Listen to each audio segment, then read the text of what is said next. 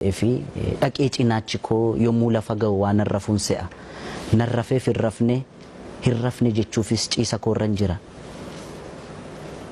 ماكو فنج إيسا مال الرفامتي غافي ديبيت أبدين كيس مرمارتي إنيو غدي كانتونا أرسا ما فن آرو ديدا أنا رجمو مالي إرجتشون دت أبي كنا فرفو ديدا مال جتشو بربادي تاني بيتي كان إجارو كيس تساتو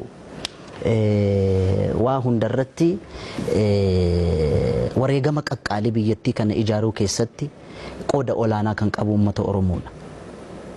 Uummanni Oromoo garuu almost haga ji'a 8 darban dura ka jala eelalaa ture malee kan irra aanee hin turre jechuu kooti akkanaa galetti jechuudha. Kuni jechuun koo maali?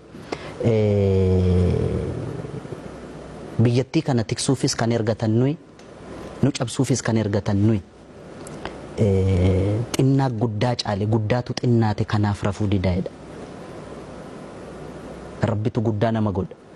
Anu waanan Oromoo irraa dhaladheef Oromoon guddaadha sabni biraa xiqqaadha jechuu koo miti. Haa ta'uuti garuu qubsuma lafaanis haa ta'u baay'ina sabab sablammii biyyattii kana keessaas haa ta'u ummatni Oromoo utubaa biyyattii kanaati.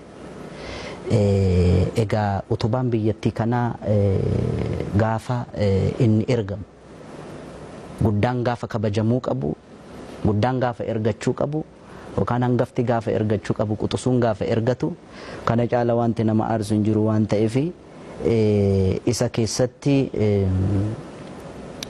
yaanni koo kana ture jechuudha. Wallee sana keessatti ibsuu kanan barbaade kanadha natti fakkaata. Amma